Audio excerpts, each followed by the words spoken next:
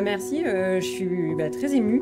En plus, c'est vrai que quand on a tous ces partages avec ces expériences de l'école, ces parcours, c'est vraiment inspirant.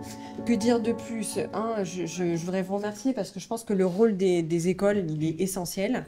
Il est essentiel dans tout ce qu'on va enseigner sur l'excellence et ce qu'on va pouvoir donner à nos entreprises demain. Il est essentiel aussi dans l'intégration, on en a un petit peu parlé, mais dans le fait d'intégrer des profils différents, et cette responsabilité, elle est grande. J'essaye juste de faire peut-être un parallèle entre les deux prix que j'ai reçus ce soir, le prix du DG et le prix qui est plus du management. La direction décidée, on l'a dit, c'est important, ça demande de la réflexion, de la connaissance, de prendre en compte les avis de plein d'experts qu'on a autour de nous qui sont nos équipes. Manager, c'est un peu différent. Et c'est vrai que souvent, quand on disait on sort d'une école de management, mais qu'est-ce que tu apprends dans une école de management? On n'apprend pas forcément une chose qui est pourtant essentielle. C'est la relation interpersonnelle. Il n'y a pas un cours à un moment donné sur la relation interpersonnelle. On l'apprend par les relations qu'on a avec les autres, on l'apprend par toutes les expériences qu'on a dans l'école. Moi, j'ai mon premier rôle de manager, je l'ai eu à l'école, puisque j'étais présidente du Trophée des Caraïbes, pour ceux qui se rappellent du Trophée des Caraïbes. Je l'ai fait.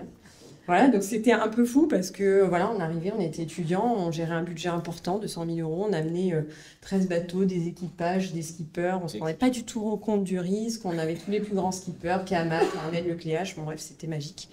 Et en fait, on avait une équipe, et moi, ce soir, j'ai une pensée du coup pour mes premières équipes qui sont aujourd'hui mes amis, et avec lesquelles on a des super souvenirs. Et aujourd'hui, dans le management, on se rend compte que il y a ce besoin de créer du lien avec les autres, d'être à l'écoute. Et être manager, c'est pas facile aujourd'hui. Être dirigeant, avoir le pouvoir, c'est une chose, prendre des décisions. Être manager, c'est autre chose. C'est écouter, c'est prendre en compte les états d'âme, c'est voir la façon dont les gens, dans quel état d'esprit ils se trouvent. Et c'est vrai que dans nos décisions, ça influence aussi sur beaucoup de choses. Et aujourd'hui, être manager, c'est pas facile. On a des managers à tous les niveaux de l'entreprise, et je crois dans tous ces échelons hiérarchiques, parce que chacun amène quelque chose à son niveau de management. Donc on a des managers de terrain jusqu'à la direction.